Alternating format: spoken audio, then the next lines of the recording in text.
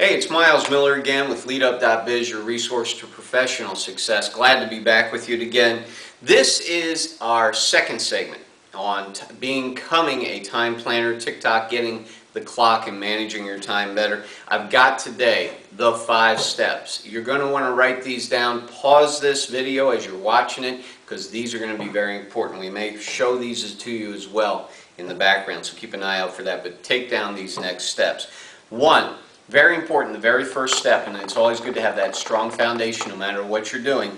You got to have a good calendar, all right? Whether you're using an application like Outlook or some other calendar application, or you're creating one or whatever you're using, it's got to be a good calendar. And the squares of time in that calendar have to be big enough to accommodate tasks so that you can block out at least those 15-minute increments. That's how it should be broken down into those increments. All right, so that's number 1. Get a good calendar. Number 2, divide your current to-do list into 2 columns. I know you're thinking, oh my gosh, now I have 2 lists.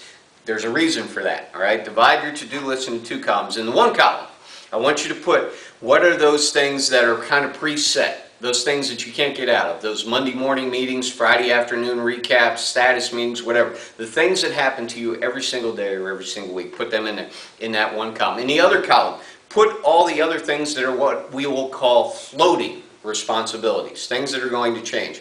You may occasionally need to attend maybe a networking event, or maybe there are times, days that you have to do different things, but they're not consistent. That's what you want to put in that column. So take your to-do list, break it into 2 columns. The things you always have to do, pre-scheduled, fixed, and then those things that are kind of floating out there. All right, that's 2. 3, take all the predictable items from that first column. Remember, all the things you know you're going to have scheduled to do. Begin to put them into your calendar. All right. Estimate how much time is going to be needed to do that based on your past experience, because these are things that you probably already attended or will be attending and in some frequency. Use what's called, these are kind of those fixed responsibilities, so it's best to place them during the times of the days where you generally won't be sidetracked, all right? Don't put them during your lunch hour, those fixed things that you got going on or anything like that, all right? Because you don't want to compromise that time. Maybe you go out to lunch with people, you use that as an opportunity to catch up with people. Don't compromise on that time. So make those things become the fixed things that you do, and I would suggest you do it first thing in the morning or the last thing at night as you're planning your calendar each and every day. All right, so number 4 then. Number 4, at this point, you've got a calendar, and it's starting to fill up, and that's good, all right? Now, what we need to do is you got those particulars in, the things that are specific that you know you need to do. We also now need to section off those floating things that are happening, and maybe some of those one-time things that you got to do.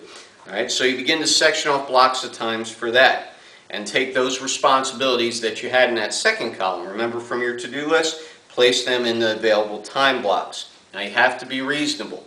You know as well as I, there are people that you may have time scheduled to talk to on the phone. You know those people who you may block out 15, but you know they're going to take 30. So if they're going to take 30 minutes, block out 30 minutes because they're just going to do it. All right. Number 5. You now have a game plan, all right? You've got some open periods. Hopefully you haven't filled up your whole calendar with the fixed and the moving kind of things, but you've got some openings in there. Now, these are places where you can stick in some other good things. Stick in like time for you to spend with family or friends, or to do things for yourself, like go to the gym or whatever. Maybe you're coaching your Little League team for your kids. Carve it, put in that time there, all right? You should begin now to get a sense of relaxation because you're getting control of your time. You're starting to wrap your mind around and map out all the things that you need to do. All right, and then finally, as we wrap up this segment today, you should have, after going through these 5 steps, a really solid calendar of what your weekly responsibilities look like.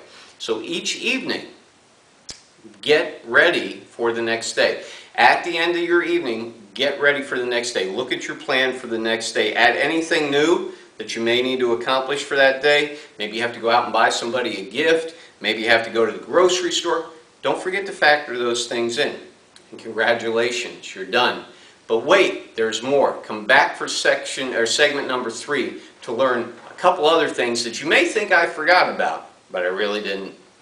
Once again, Miles Miller, LeadUp.biz. Thanks for joining me today. If you're doing this already, you're giving this a try, let me know about it because I'd love to hear how this is working for you in some sort of a testimonial. Thanks very much. Have a great day.